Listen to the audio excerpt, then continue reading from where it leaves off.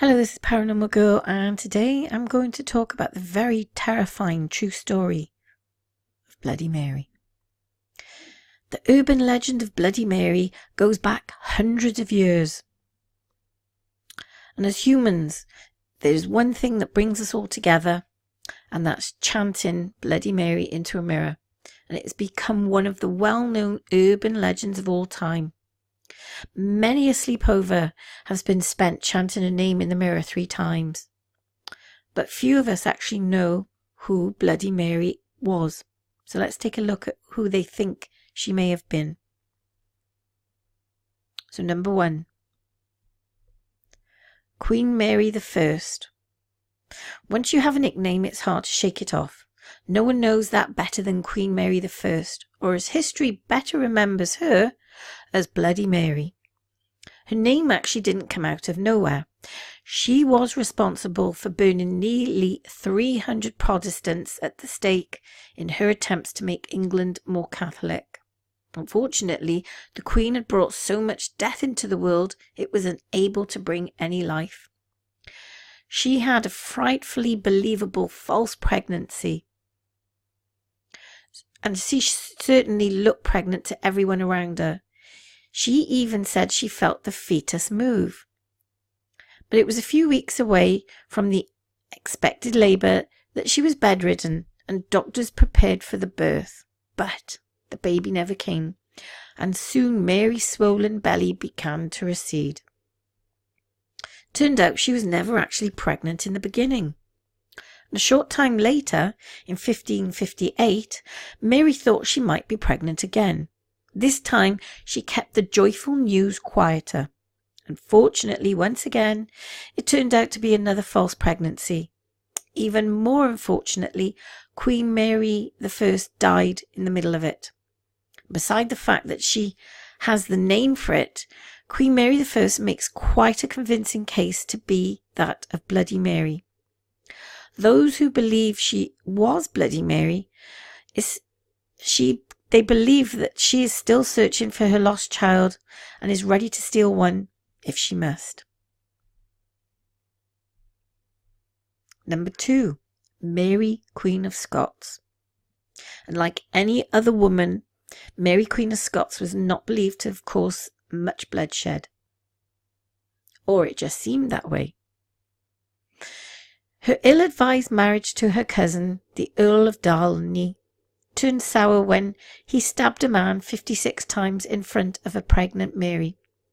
Following the vicious murder, Darnley died mysteriously, and while there was never any proof, fingers were pointed towards Mary, who happened to marry one of the main suspects, Darnley's murder.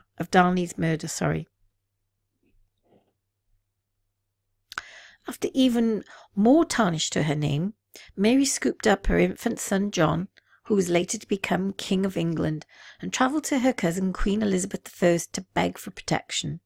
Elizabeth feared that there would be an uprising for Mary Queen of Scots to take over her throne, so she had thrown her into jail.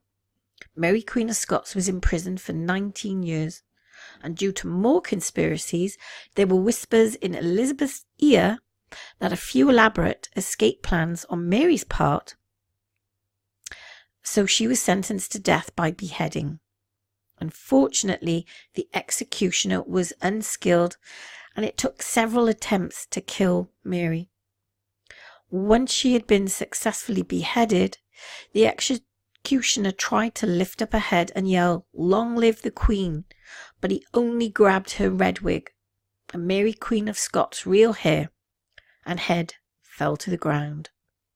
It's possible that this gruesome death and all the bloodshed that seemed to surround her entire life has been made of Mary Queen of Scots, and she is a strong candidate for Bloody Mary. Number 3, Elizabeth Bathory. Okay, so her name isn't Mary, but it wouldn't leave Elizabeth Bathory out of the equation. Actually, it wouldn't do anything that might upset the spirit of Elizabeth Bathory. She was also known as the Blood Countess, and Elizabeth Bathory was a Hungarian role in the 1500s. and remains the most prolific female serial killer in history. She was thought to be the inspiration behind Dracula. Quite the bloody resume, and believe me, she'd earned it. Elizabeth Bathory had an unquenchable thirst for killing and could get away with it because of her vast wealth. Even the king owned her money. Hundreds of girls disappeared in her castle, and there were reports of cannibalism, beatings, stranglings, stabbing with needles, and even lacerations from Elizabeth's own teeth. There is no way to get an official account of how many girls died in Blood Countess's castle, but the estimated figure is more than 600. It would be no wonder that even in death, Elizabeth Bathory's thirst for young blood would continue to make her just as strong as a contender as the others. So, do you believe in Bloody Mary? Tying historical figures to urban legends might seem a little foolhardy, but legends usually have rooted in a shred of truth. No matter what you believe, there is one thing certain. They aren't the women you want to appear in your bathroom mirror late at night.